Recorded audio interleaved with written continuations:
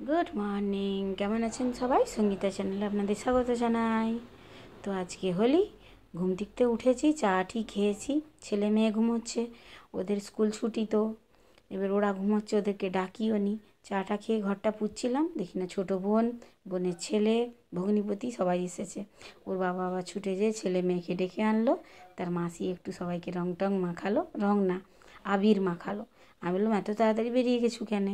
বললো বেশি দেরি করলে ও তার বন্ধুদের সঙ্গে বেরোবে, তো ওই জন্য আমি তাড়াতাড়ি বেরিয়ে গেছি। আমি বললাম আমি তো দেরি করে বেরোবো। দিয়ে তারপরে মেয়েকে মাখালো, আমাকে একটু মাখালো, দিয়ে ওরা তোর একটুখানি বসলো, বসে ওরা এবার ছোটো আমার আরেক বোনের বাড়ি যাবে, মায়ের বাড়ি যাবে, দিয়ে ওরা চলে গেল। আমি এদিকে টুকটাক কিছু রান্না বান্না করেছি, করে টোরে এবার আমরাও বেরোবো আর কি। আজকেও ঠাকুমা খাবে না, আজকেও ঠাকুমায় মহাপ্রভু মন্দিরে খাওয়ান দাওয়ান হয়, ভোগ খেতে যায়, ওখানেই খেতে যাবে। আমি মোটামুটি হালকা ফুলকা রান্না করে বেরিয়ে গেছি। এটাই যে সামনে একজন পাড়ার ছেলে আমার ছেলেকে দেখতে পেয়ে বেশ লাল রঙটা মাখিয়ে দিল। আমাদের আবির প্যাকেটগুলো এখনও কাটা হয়নি, ছোটো বোনে সেই প্লেটটায় ঢেলে দিয়ে গেছিলো, ওটাই মাখালাম। আমাদেরও এনেছে লাল, হলুদ, সবুজ, কি সুন্দর রঙগুলো। আমি এখন আরেক বোনের বাড়ি যাব, ছোটো বোনের বাড়ি যাব, মায়ের বাড়ি যাব। ছোটো বোনের শাশুড়িকে একটু পায়ের আবির দেবো, বোনদের শাশুড়িদেরকে দেবো, মাকে দেবো। আর ওরা এলো, আমার শাশুড়িকে একটু পায়ে আবির দিয়ে গেলো, আমিও যাবো ওদের শাশুড়িকে একটু পায়ে আবির দিয়ে আসবো। আমি দেখছি কী কী আবির নিয়েছে, নাইলে দেখবো সেখানে যে নেই। আমার বর আমাকে কালো কালো আবিরগুলো মাখাচ্ছিল, আমি বললাম আমাকে একটু লাল রঙের মাখিয়ে দাও। দেখি না একটু এই যে নিজে বের করেছে, দিয়ে আমাকে মাখাচ্ছে। আগে তো আবির টাবির খেলা ছিল না, আগে ছিল ভূতের মতন রং মাখিয়ে দিত, দেখতে ভালো লাগতো লালটা মাখলে। আর যদি লালটা না মাখতো, যদি সেই কী বলবো, সেই হনুমান রঙটা মাখানো হতো, মুখটা কেমন বিচ্ছিরি লাগতো। এখন যাক একটু আবির মাখা হয় বলে কত সুন্দর লাগে। এখন আবার সুন্দর লাগার জন্য রং খেলা হয়। আমি আগে আগে খুব ওই ভূতের মতন রং মেখে খেলতাম, কিন্তু এখন এই যতদিন আবির বেরিয়েছে, আবির সব দিনই আছে, কিন্তু যতদিন এই আবির সুন্দরভাবে আবির মেখে খেলা হয়েছে, ততদিন একটু বেরোচ্ছি। মেয়ে কিছুতেই মাখবে না, মাখবে না, ওকে একটু ওর মাসি মাখিয়ে দিয়ে গেছে, বাবা মাখালো, ভাই মাখিয়ে দিল, আমরা এখন বেরোলাম। তোমাকে দিলাম তো, ওই তো ওর হাতে। বাবু চশমাটা পর।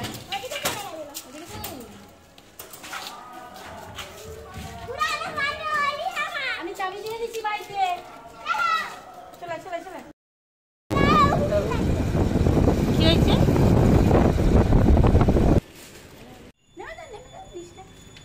সব ধুলো, সে পাশের দিকে এত রোদ, নাকি বলে যে এই পাশের দিকে দিয়ে দিচ্ছি তুমি।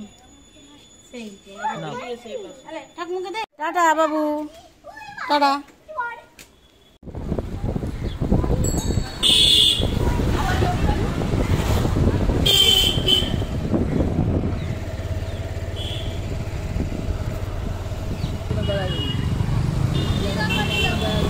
যে একটু আগে কাজে এসেছিল,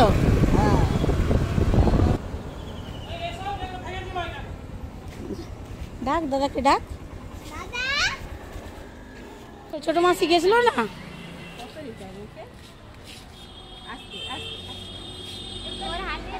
বাবা বাবা লে দিদি গায়ে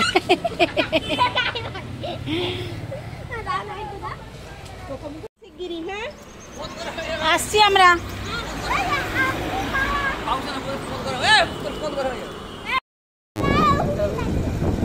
কি হয়েছে? আমি এখন আমার মায়ের বাড়ি যাচ্ছি, চকে দেখছি বেশ অনেক জোর মাইক বাজিয়ে এখানে অষ্টম প্রহর হচ্ছে, কিচ্ছু শোনা যাবে না, এত জোর কীর্তন হচ্ছে, মাইক বাজছে। চকটার পরেই বাপের বাড়ি। তো এদিকে মায়ের বাড়িতে আমি তো চলে গেছি, ভয়েস তো দিচ্ছি, এদিকে দেখছি ভাইয়ের তো গাড়ি নেই, ভাবলাম ভাই নেই, মানে বেরিয়ে গেছে। ওপর থেকে মাকে যে খুঁজে টুজে এলাম, দেখি না মাও নেই, বোধহয় সামনে কাকু বাড়ি জেঠু বাড়ি কেউ গেছে, ভাই তো আজকে বাড়িতে খাবে না, তাই মাও এই সুযোগে একটু এদিক ওদিক বেরিয়ে গেছে, ঘরে কেউ নেই। আমি ওই আবার ফিরে অষ্টম প্রহর দেখতে দেখতে ফিরছি, দেখি না কিছুটা দূরে যে রাজাবাজারে আমার ভাইয়ের সঙ্গে দেখা, ভাই আর তার বন্ধু রং কিনতে দাঁড়িয়েছিল। এত মুখটা বিচ্ছিরি হয়ে গেছে, চিনতেই পারিনি, গাড়ি দেখে চিনতে পারলাম যে এটা আমার ভাই। এই রঙগুলো ফুটে বিরাট। কি সুন্দর বলতো। না হলুদ আর আমাদের আবিরগুলো কোথায় সব? আমাদের নেই, আমাদের কাছে আছে নেই।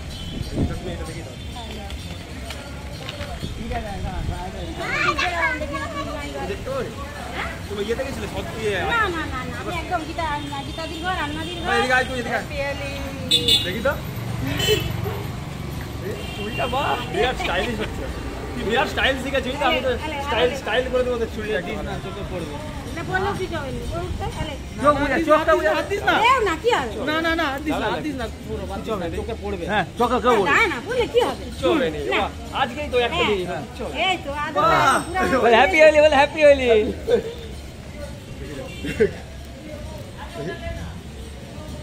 ফোন লাগালাম যা স্যার চশমা পর যা, আমরা আসছি রে, ঘর যাব, আসছি রে। দেখি কোনটা নিলে। অনেক বড় দিন আচ্ছা ভালো করছো। আর নিজের পছন্দ কিছু করিস না বাবু, নিজের পছন্দে। বাবা রং কি করবে গো?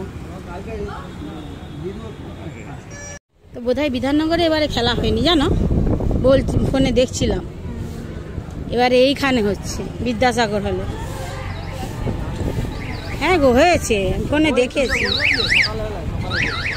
হ্যাঁ এখন ফাঁকা হয়ে গেছে।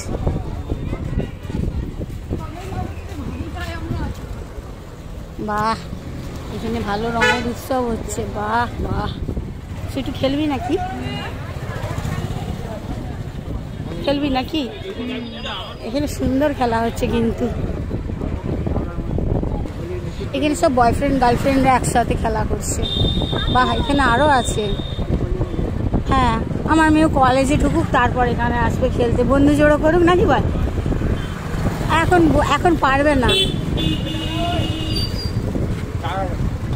দেখেছি কত সুন্দর হোলি খেলছে। বাবা বাবা ভিডিও করে নিয়ে যাচ্ছি, ছেড়ে দেবো, ঘরের লোক দেখে নিবে। সুন্দর আই মেকআপ করে সব বেরিয়েছে দেখছি। মা দেখ তোকে এরকম করতে হবে কিন্তু, আমার মুখ। বাবা রে বাইরে যা রোদ, এখন রেস্ট নেওয়া হচ্ছে, একটু পরে স্নান হবে। কি করছো তোরা? বড় পিচকারি নিছো? বাবা রে এত বড়, ওর একটু বেশি বড় হয়ে গেল না পিচকারিটা।